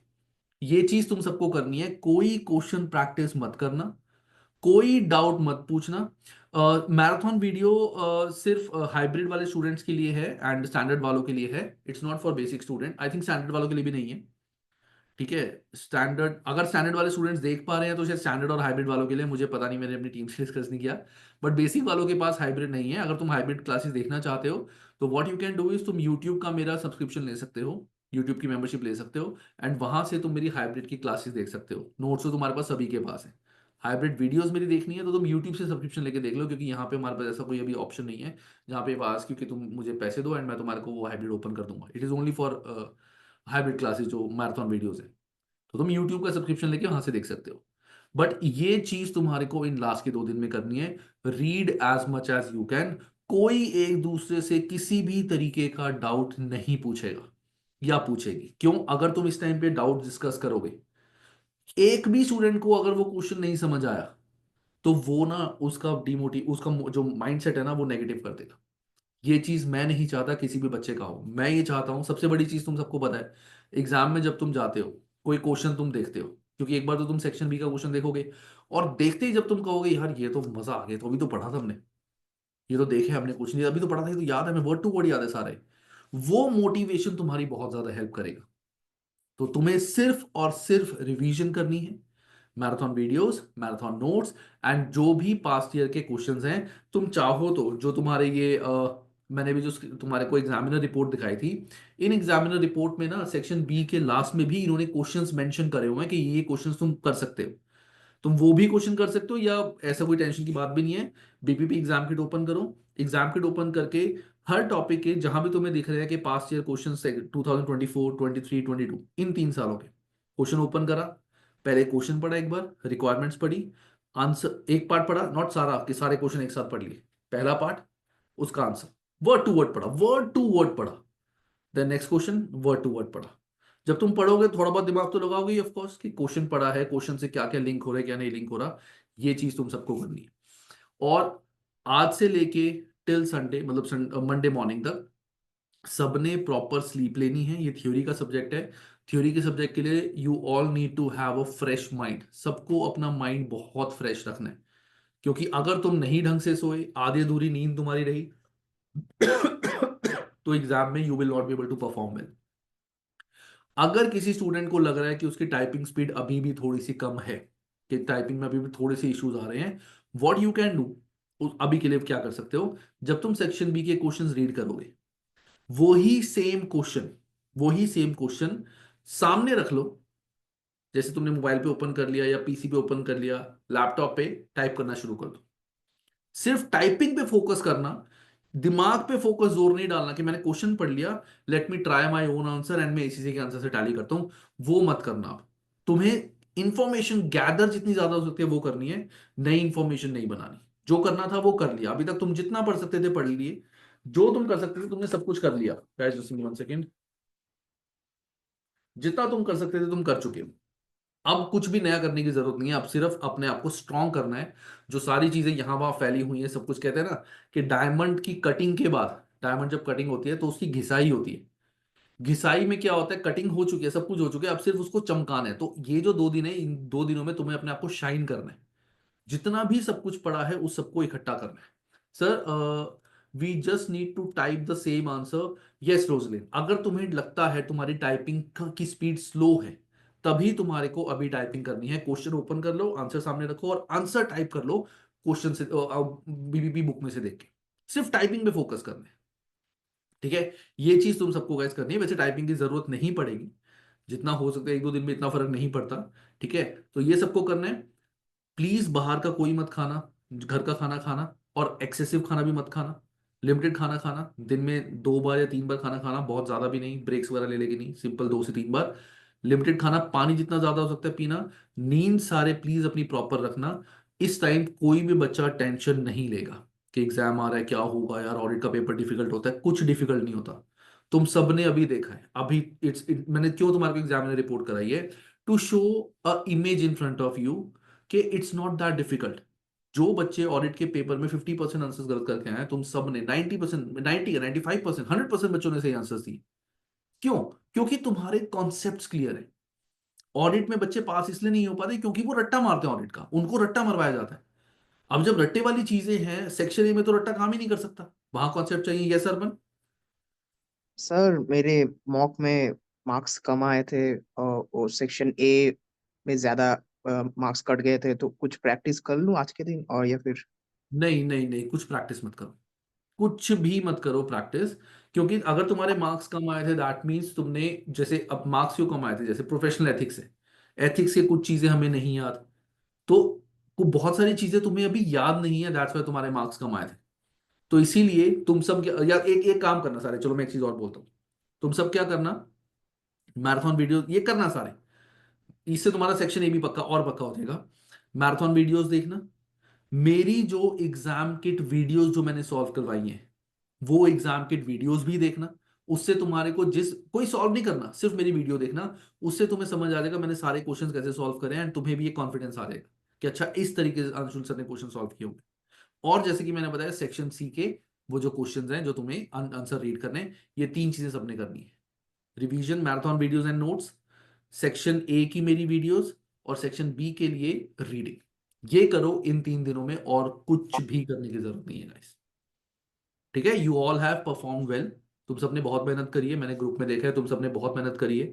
The reason why I joined, why I asked recorded and hybrid students in this is because this is the last class. इसके बाद अब तुम आगे जाओगे नेक्स्ट सब्जेक्ट में, which is going to be maybe PM और maybe any other subject, ठीक है ना। तो मैं चाहता हूँ कि जब तुम एग्जाम दे के आओ, एग्जाम देने के बाद ना तुम्हें कॉन्फिडेंट हो, यू ऑल आर कॉन्फिडेंट कि हमारे पास तो छोड़ो, हमारे 80+ आने ही आने, तभी तुम्हारे को दूसरा सब्जेक्ट पढ़ने में मजा मजा आएगा। वरना कश्मकश में रह जाओगे कि यार मेरा तो 20, 25, 30 मार्क्स का छूट गया, पता नहीं पास होऊंगा नहीं होऊंगा, होंगी नहीं होंगी, पता नहीं दूसरा सब्जेक्ट पिक करूँ कि ना करूँ। ये चीज किसी को नहीं होनी चाहिए, इसीलिए ये प्लानिंग मैं बता रहा हूँ। अब एग्जाम का टाइम मैनेजमेंट गाइस, देखो जो ये 30 मार्क्स तुम्हारे हैं सेक्शन ए के, टेक्निकली जो 30 मार्क्स का तुम्हारा सेक्शन ए है ना, वो तुम्हारा 30 या 40 मिनट्स में हो जाना चाहिए, इससे ज्यादा टाइम नहीं लगना चाहिए। क्यों?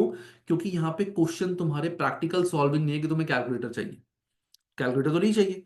तो इसीलिए तुम्हारे को जो सेक्शन ए है तुम्हारा विच इज 30 मार्क्स, ये सेक्शन ए तुम कोशिश करो कि इसको 40 मैक्स मिनट्स में सॉल्व कर लो, 40 मैक्स मिनट्स, ठीक है। और करने का तरीका क्या है, पहले एक बार केस को फटाफट से गो थ्रू कर लिया जैसे तुम सबको मैंने भी दिखाया था, उसके बाद क्वेश्चन सॉल्व करें।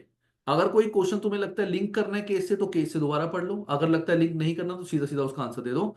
तो ऐसे तुम्हारे को सेक्शन ए अटेम्प्ट करने हैं 40 मिनट्स, मतलब एक केस को तुम ये कह सकते हो मुझे इसको 12 मिनट देने हैं, एक केस के 5 क्वेश्चन है 12 मिनट, और हो जाएंगे, इजीली हो जाएंगे, ठीक है। तो ऐसे तुमने करना है कि सेक्शन ए।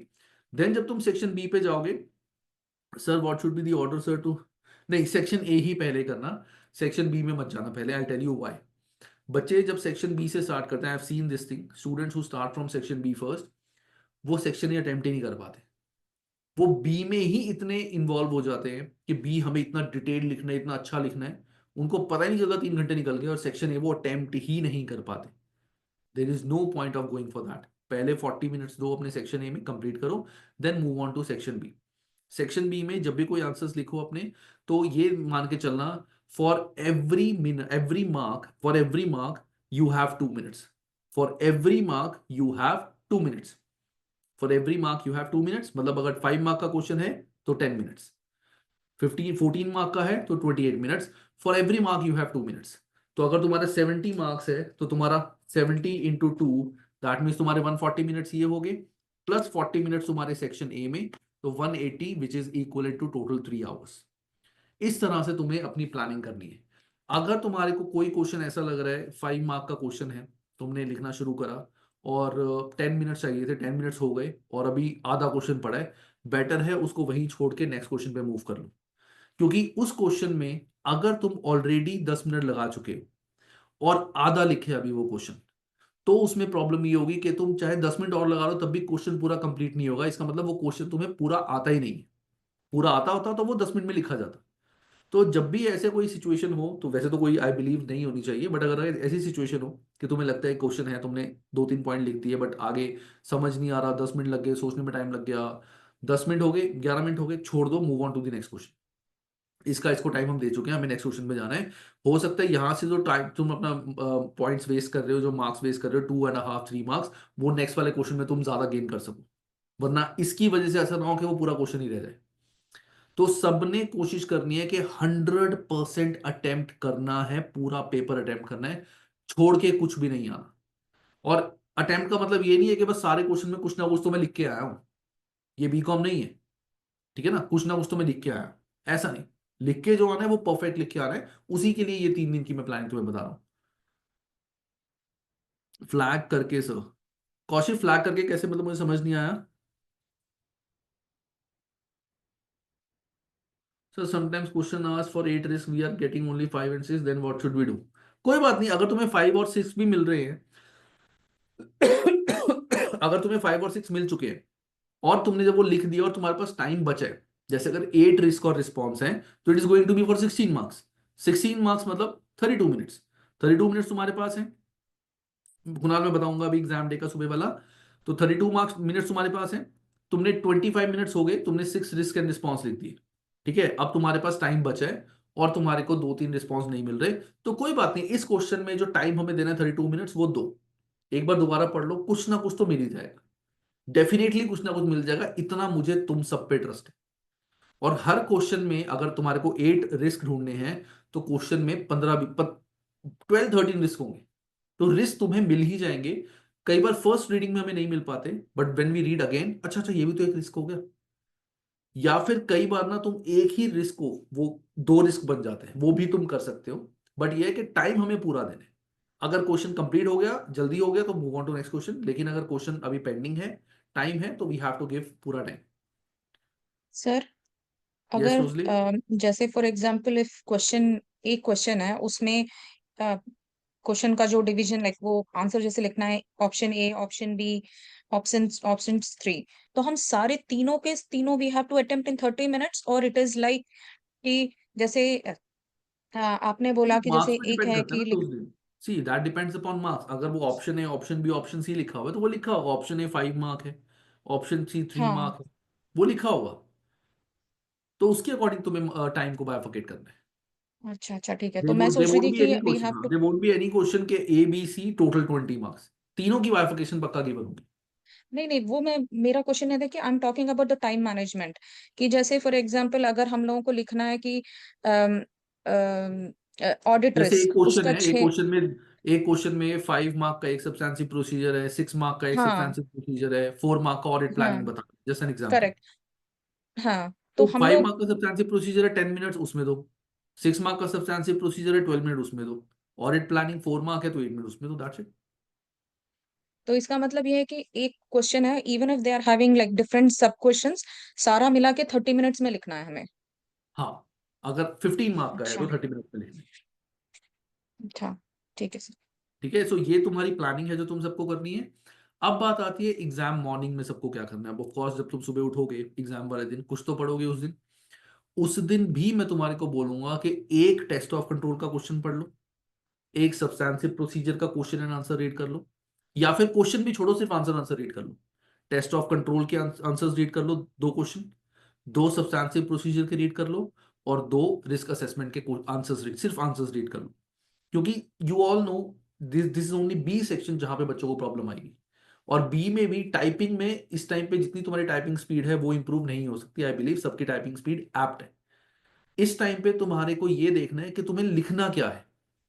आंसर सबको पता है, इतना आई am very confident about every student कि सबको पता है अगर कंट्रोल का मुझे रिकमेंडेशन देनी है, वो क्या रिकमेंडेशन है। सब्सटेंसिव प्रोसीजर लिखना है तो 4-5 सब्सटेंसिव प्रोसीजर सारे बना सकते हैं, वो मुझे पता है। लेकिन वो लिखने का तरीका क्या है, किस फॉर्मेट में लिखना है, वो फॉर्मेट तुम्हारे को माइंड में अपने डालना है। उसके लिए एग्जाम डे मॉर्निंग में भी एक बार 2 क्वेश्चन टेस्ट रिस्क असेसमेंट के सिर्फ आंसर्स रीड कर लो, सिर्फ आंसर्स। सब्सटेंसिव प्रोसीजर्स के आंसर्स रीड कर लो, और टेस्ट ऑफ कंट्रोल जो है उसके आंसर्स रीड कर लो, दैट्स इट। और कुछ भी करने की जरूरत नहीं है।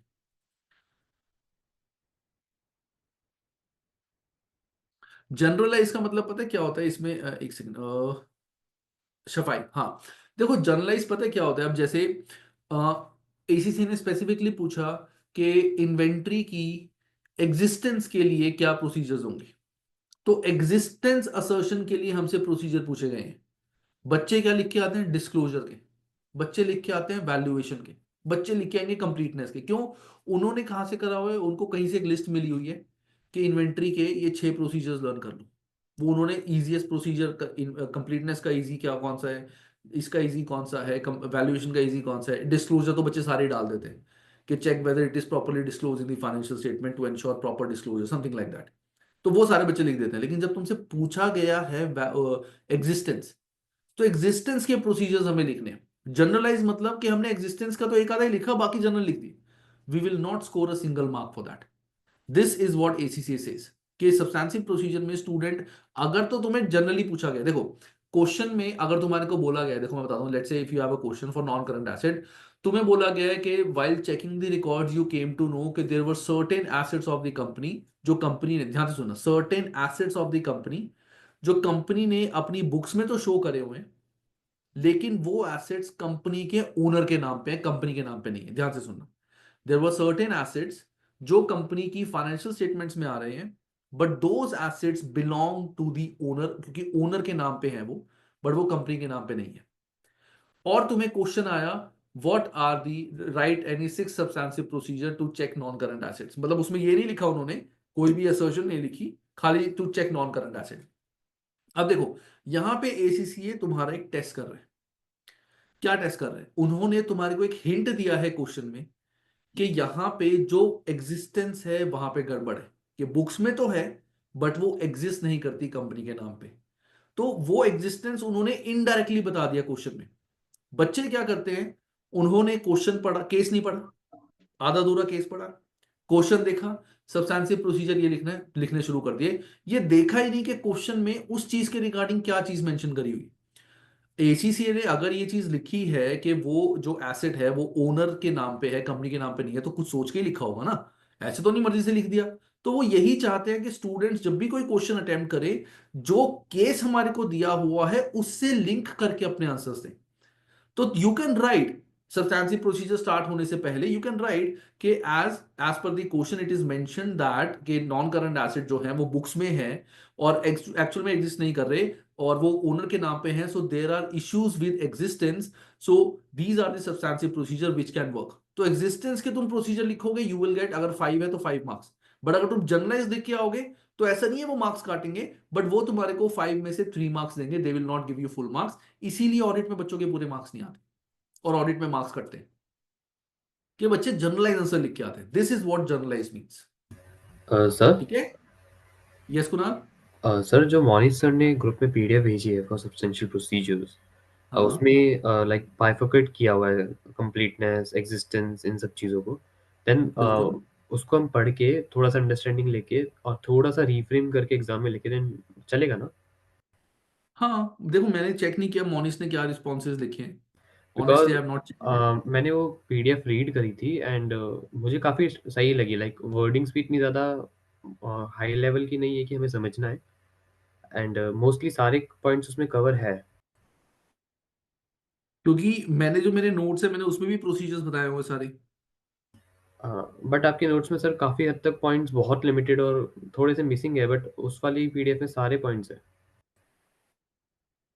चलो जहां से तुम्हें ठीक लगता है वहां से करो, मैंने एक्चुअली उसके चेक नहीं किए, I have not checked it, I have not checked it. चलो कोई बात नहीं। तो माँ देखो, मेरे लिए my only concern is that whatever you study you are able to frame your answer in a proper way. ठीक है ना? तो तुम या तो एक काम करना, मेरे साथ एक बार ग्रुप में शेयर कर देना जो मोनिस ने सब्सटैंटिव प्रोसीजर की लिस्ट भेजी है, I will also check it and मैं तुम्हें बता दूंगा कि तुम सब्सटैंटिव प्रोसीजर के लिए मेरे वाले नोट से पढ़ो या मोनिस वाले नोट से, आई लेट यू नो। ठीक है? तो जैसे कि मैंने बताया, अब से सिर्फ revision and gathering information, and exam day पे भी test of control, risk and substantive procedure, just read as much as answers you can. मतलब उस दिन प्रोसीजर्स वैसे मत पढ़ना, आंसर्स पढ़ लेना कि आंसर्स कैसे तुम्हें फ्रेम करना है, फ्रेमिंग इज मोस्ट इंपॉर्टेंट। ये चीज तुम सबको करनी है। एंड गाइस एक चीज, एक रिक्वेस्ट मैं सबसे करूंगा, एक सेकंड को, पिन अपने आप को हटा दो, मेरे को remove pin.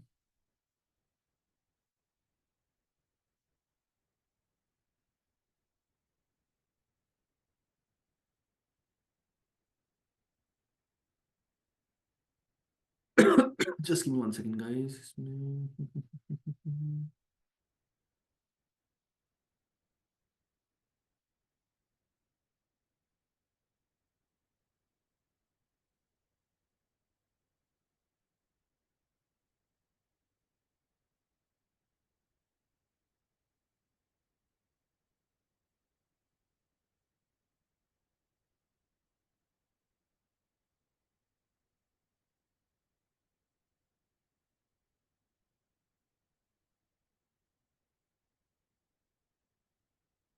Okay, actually I was trying के सारे एक बार अपना कैमरा ऑन कर लेते हैं। I just need to wish you all the best, and तुम सबके एक स्माइलिंग फेस की एक पिक्चर लेना चाहता था, बट इसमें मुझे समझ नहीं आ रहा कि how to make it in a tile वे।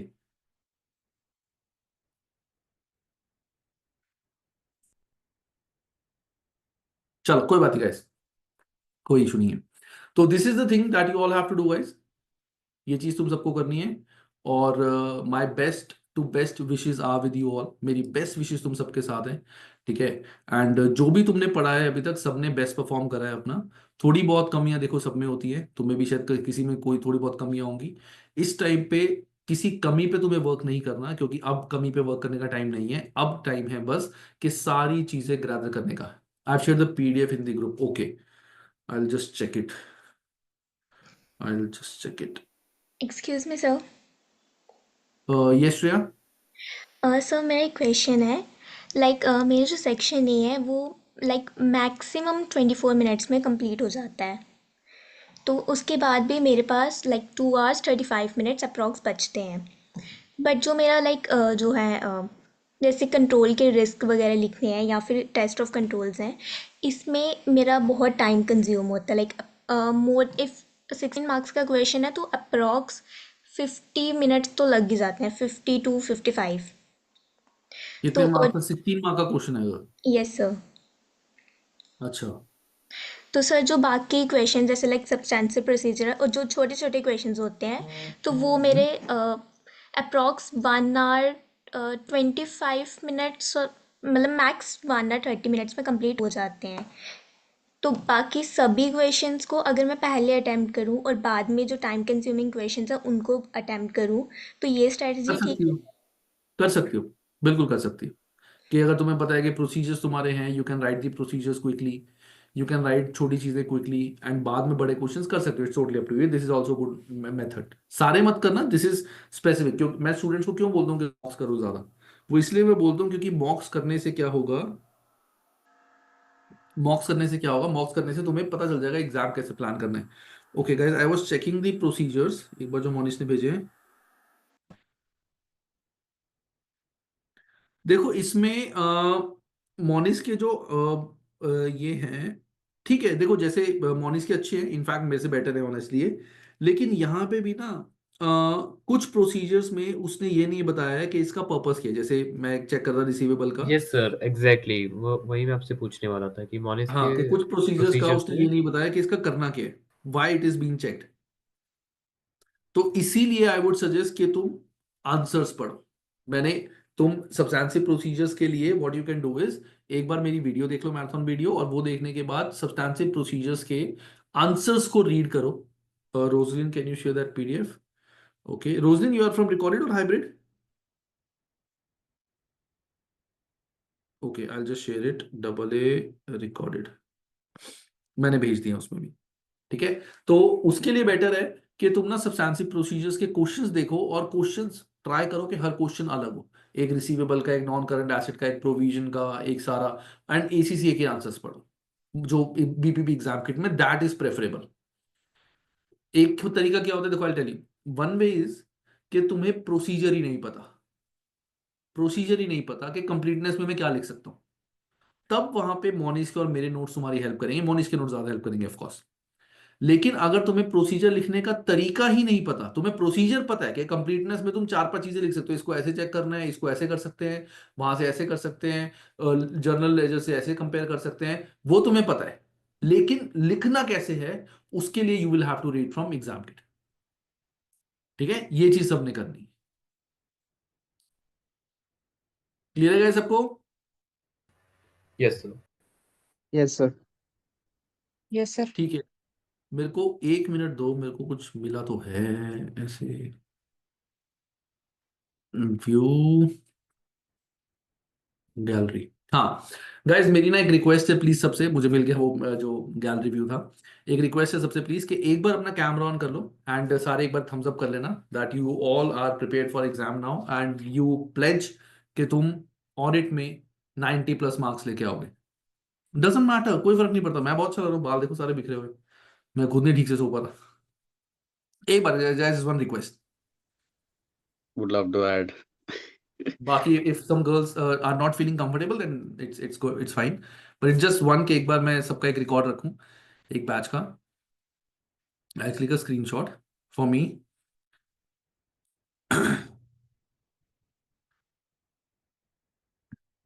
सब कैमरा ऑन कर रहे हैं, ठीक है। मैं अभी जिन्होंने कैमरा ऑन कर लिया, सो आई क्लिक अ स्क्रीनशॉट। सो एक बार बस सारे गाइस थम्स अप कर लो।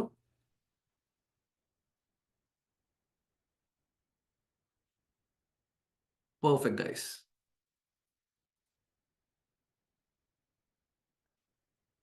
Now you can switch off your camera. ठीक है, so guys I wish you all the best for exam. इन 2 दिनों में प्लीज कोई नए क्वेश्चंस की मतलब don't try to do some new questions. मैं नहीं चाहता कि कोई भी घबराए अब, ठीक है। सबने जो क्वेश्चन जो चीजें मैंने बताया उसको फॉलो करना एंड टेंशन किसी ने भी नहीं लेनी। अगर किसी को कुछ भी लग रहा है कि मुझे सर से डिस्कस करना है, मैं डीमोटिवेट हो रहा हूँ या हो रही हूँ, कुछ भी लगता है, you know I am there for you, you can simply write a message in the group कि सर मुझे आपसे बात करनी है, I will call them directly. ठीक है, बट ये सोचना कि तुमने बेस्ट परफॉर्म करा है अभी तक। एंड तुम देख सकते हो स्टार्टिंग में when you started the audit, उस टाइम पे you didn't had any direction कि ऑडिट क्या है, क्या पूछा जा सकता है।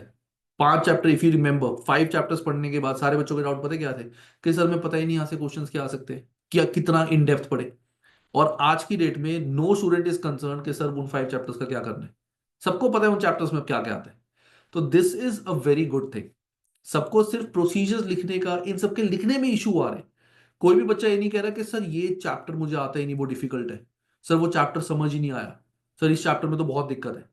That means you all are at a very good level. It's only thing is writing के कैसे तुम्हें ये सारा अपना सेक्शन बी कवर करना है, एंड उसी के लिए ये चीजें जो मैंने हैं तुम्हें बताई है। सर लास्ट डे पे क्या, अच्छा एक और चीज guys, see there are some students, ये बहुत इंपॉर्टेंट चीज मैं बता रहा हूँ, प्लीज इसको ध्यान से सुनना। देयर आर सम स्टूडेंट जिनका हो सकता है एग्जाम जो है वो morning slot, there are some student जिनका आफ्टरनून स्लॉट हो, देयर आर सम स्टूडेंट जिनका इवनिंग स्लॉट हो। बहुत स्टूडेंट्स हैं जिनके टाइमिंग डिफरेंस है। एग्जाम डेट वाले दिन रात से पहले कोई भी बच्चा व्हाट्सएप ग्रुप में अपना एग्जामिनेशन नहीं बताएगा कि मेरे किस टाइप के क्वेश्चन आए थे, क्या क्वेश्चन आए थे। मैं इसलिए नहीं कह रहा हूँ कि इसी चीटिंग होती है, it's not about cheating. Thing is ACCA के हर जो सेट होता है, हर जगह के सेट के हर जगह में सेट्स अलग अलग होते हैं। तो इट्स नॉट लाइक कि जो क्वेश्चन तुमसे पूछे गए हैं वो सेम क्वेश्चन किसी और से भी पूछे जाए। और अगर तुमने वो क्वेश्चन तुम्हें याद है, कुछ ना कुछ ऊपर नीचे हो गया, कोई क्वेश्चन गलत हो गया, कुछ हो गया, तुमने डिस्कस करना शुरू कर दिया कि ये क्वेश्चन आए थे, मेरे को इसका सब्सटेंशियल प्रोसीजर आया था, तो students will start panicking and they will learn those procedure only. और हो सकता है एग्जाम में अलग प्रोसीजर आए।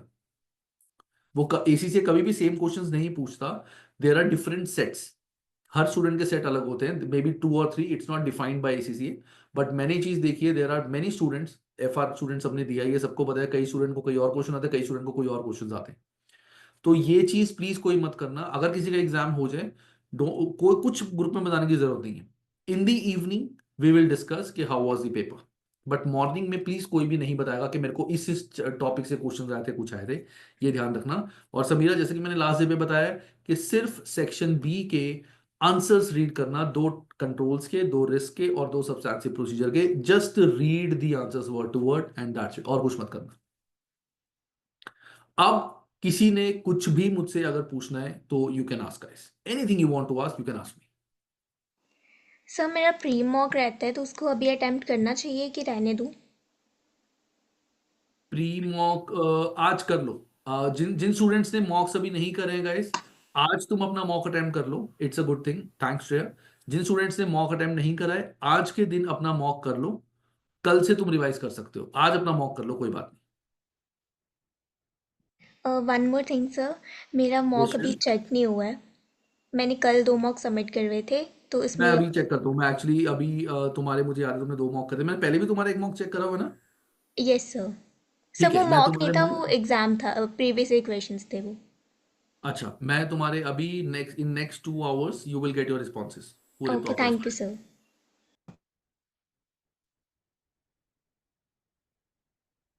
Anything anyone want to ask? Sir yes Kunal. Sir just एक जनरल डाउट था मेरा पूछो। कि हम जैसे फॉर एग्जांपल क्वेश्चंस हमें लिखने हैं, तो उसमें 2 सिनेरियोज होते हैं। पहला सिनेरियो कि हमें पॉइंट्स पता होने चाहिए, सेकंड सिनेरियो कि हम उसे जो माइंड में सोच रहे हैं उसे हम वर्डिंग में विद इन टाइम लिमिट उसे फ्रेम करें, राइट? मुझे ना ऑनेस्टली समझ नहीं आया, तुम्हारी वॉइस थोड़ी सी ब्रेक होती है, एक बार प्लीज दोबारा बोलो। Am I audible sir? क्या है, you are audible. Sir I am saying कि हर क्वेश्चन को सॉल्व करने के लाइक 2 सिनेरियोज होते हैं। नंबर 1 कि हमें क्या लिखना है वो हमें पता हो, लाइक हमने पढ़ा हो कि एग्जैक्टली कि हमें ये सब्सटेंशियल प्रोसीजर्स लिखने हैं या फिर ये पॉइंट्स लिखने हैं। एंड सेकेंडली कि जो हम सोच रहे हैं उसे वर्डिंग में टाइमली फ्रेम करें टाइप करके, कि किस राइट। तरीके से हमें लिखना है। तो मेरे को ऐसा फील होता है कि मैंने क्वेश्चन प्रैक्टिस शायद इतनी ज़्यादा नहीं करी। तो आप जो कह रहे हो कि रीड करने से वो इनफ होगा, लाइक अगर मैं सारे क्वेश्चंस रीड करूं क्योंकि मोस्टली हाँ सेम है। हाँ, सी कुणाल, इस टाइम पे टाइपिंग प्रैक्टिस हम नहीं कर सकते। ठीक है ना। ये जो 2 दिन की रीडिंग होती है, इस रीडिंग से क्या होगा, देखो पॉइंट इज जो टाइपिंग हमारी है, as like you said, typing में there are two things whenever we write answer. पहली चीज तो हमें ये पता होना चाहिए कि जैसे फॉर एग्जांपल सब्सटैंटिव प्रोसीजर है, 5 प्रोसीजर पूछे गए हैं, तो पहली बात तो हमें 5 प्रोसीजर पता होने चाहिए, फर्स्ट थॉट। सेकंड है कि वो 5 प्रोसीजर्स हमें फ्रेम कैसे करने हैं जो हम अपने आंसर्स में लिखें। स्टूडेंट्स को 90% स्टूडेंट्स को वो फ्रेम जो जो पॉइंट्स होते हैं वो पता होते हैं। 90% स्टूडेंट्स को पॉइंट्स पता होते हैं क्या लिखना है, वो फ्रेम नहीं कर पाते कि हम इसको कैसे स्टार्ट करें, प्रोसीजर कैसे एक्सप्लेन करें, और इसको लिंक कैसे करें कि कौन सी फाइनेंशियल स्टेटमेंट या किस असोसिएशन के बारे में है ये। तो वहां पे ही सबसे ज्यादा प्रॉब्लम स्टूडेंट को आती है, जिसकी वजह से टाइम ज्यादा लगता है टाइपिंग के अंदर। तो वो जो conversion of words, thoughts into words है, वो चीज that is cover up by reading. When you read a lot, तो सब्सटैंटिव प्रोसीजर अगर तुम 3 दिन रोज एक सब्सटैंटिव प्रोसीजर का क्वेश्चन पढ़ लोगे और एग्जाम डेट पे प्रोसीजर लिखने जाओगे ना, तुम्हें वैसी चीजें याद रहेगी, discuss this thing with the management, ये करना है, ये वो वैसी याद हो जाएगा, तो तुम्हारी टाइपिंग स्पीड ऑटोमेटिकली इंक्रीज हो जाएगी। वैसे टाइपिंग स्पीड स्लो है, उसको अब हम ठीक नहीं कर सकते कि तुम टाइप ही नहीं कर, मतलब अगर मैं तुमको नहीं बोलूं वैसे तो ओके है सर, मतलब स्लो भी नहीं है, फास्ट भी नहीं है, बस, इट्स फिर कोई लाइक दिक्कत नहीं है, सफिशिएंट। फिर कोई दिक्कत नहीं है, फिर ये जो चीज मैंने बताई है that will work wonders for you.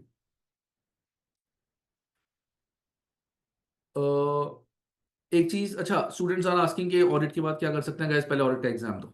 जिस दिन एग्जाम दोगे उसके बाद मैं ग्रुप में तुम्हें बता दूंगा, या I will have a class with you all जहां पे मैं तुम्हें बता दूंगा कि what next subject you can pick, वो मैं तुम्हें बता दूंगा। बट अभी don't think of anything, just focus on audit. Okay, query मेरे पास आई है। Sir I have done very minimal practice and reading with test of control as my preparation is not good in it. Meanwhile, I am just revising everything done before in substantive and normal question and answers in substantive. ठीक है, कोई बात नहीं, test of control की question ज्यादा read कर लो बस, जो जिसमें कमी है उसकी रीडिंग ज्यादा कर लो, दैट्स इट। ठीक है ना, उसकी रीडिंग ज्यादा कर लो, और जो मैंने बताया है वो सबने करने, marathon videos and notes, then exam kit videos जो मैंने सारी सेक्शन ए की सॉल्व करवाई हैं, और रीडिंग। सर आप एफएम की क्लासेस कब लेना शुरू करोगे? समीरा अभी रुक जाओ, अभी पहले ऑडिट कर लो, ऑडिट के बाद बताऊंगा।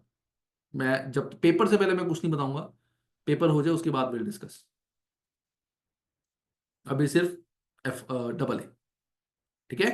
नहीं नहीं सर, ऐसा नहीं, मैंने मम्मी से पूछा था कि आप लेते हो गए एफएम की देखो क्लासेस तो। मैं एफएम की क्लासेस नहीं लेता। बेसिकली जितने भी मेरे स्टूडेंट्स मुझसे पढ़ रहे हैं वो F R double A P M मुझसे पढ़ते हैं। उसके बाद एफएम के लिए, because when you start studying from a teacher, तुम्हें उस टीचर के पढ़ाने के तरीके का पता चल जाता है। आई हैव सीन मैनी स्टूडेंट जो पहले एफ आर मेरे से हाइब्रिड लेते हैं और डबल ए हाइब्रिड लेते हैं, पीएम रिकॉर्डेड ले लेते हैं कि हमें सर का पढ़ाने का तरीका पता है। ठीक है ना, तो हमें वीकेंड क्लासेस की जरूरत नहीं है, हमें इंडिविजुअल नहीं चाहिए, दे ट्रस्ट देमसेल्फ। बाकी बहुत सारे हाइब्रिड भी लेते हैं। तो एफएम सब्जेक्ट ऐसा है, वो सब्जेक्ट तुम सिर्फ मेरी यूट्यूब वीडियोस को देख के कर सकते हो। अदरवाइज एफएम में we have another tutor Anita ma'am, वो भी एफएम पढ़ाती हैं एंड शी टीचेस गुड। तुम उनसे भी पढ़ सकते हो, तुम मेरी यूट्यूब वीडियोस भी देख सकते हो। जो बच्चे पहले मेरे से ऑडिट पढ़ रहे हैं, पीएम तो मैंने इस बार पढ़ाया, ऑडिट और एफआर पढ़ चुके हैं, उन्होंने एफएम मेरी यूट्यूब वीडियोस देख के ही क्लियर कर लिए। तो तुम चाहो तो वैसे भी कर सकते हो। बाकी तो अनीता मैम हैं जो एफएम पढ़ाती हैं एंड शी टीचेस गुड, तुम वहां से भी पढ़ सकते हो। बट तो मेरे लिए इसके इतने सारे सब्जेक्ट्स पढ़ाना थोड़ी डिफिकल्टी वीडियोस है, और नोट्स बना क्योंकि के रखे हैं मैं यूट्यूब नॉलेज पे भी से ले कराता सकते हूँ। हैं। यस समीरा। एफएम की मैराथन वीडियोस और नोट्स भी हैं क्या यूट्यूब पे, ले सकते हैं ना, मतलब ऐसे? एफएम के नहीं, एफएम के हाँ। मैराथन वीडियोस नोट्स नहीं है, मैंने नहीं बनाया एफएम के marathon videos notes. Anita ma'am ने इस बार नहीं बनाया, बट नेक्स्ट अटेम्प्ट में she will be making marathon videos notes as well. Hmm. Sir spelling errors के मार्क्स कटते का इम्पैक्ट होता है? स्पेलिंग मिस्टेक्स देखो गाइस, थोड़ी बहुत मिस्टेक्स तो चलेंगी, लेकिन अगर तुम्हारी स्पेलिंग बिल्कुल ही गलत है, तुम टाइपिंग जो कर रहे हो, you are not starting your answers, जैसे let me just share my screen and मैं तुम्हें एक चीज वर्ड में करके बताता हूँ, देखना अभी, सारे देखना गाइस ये चीज। जैसे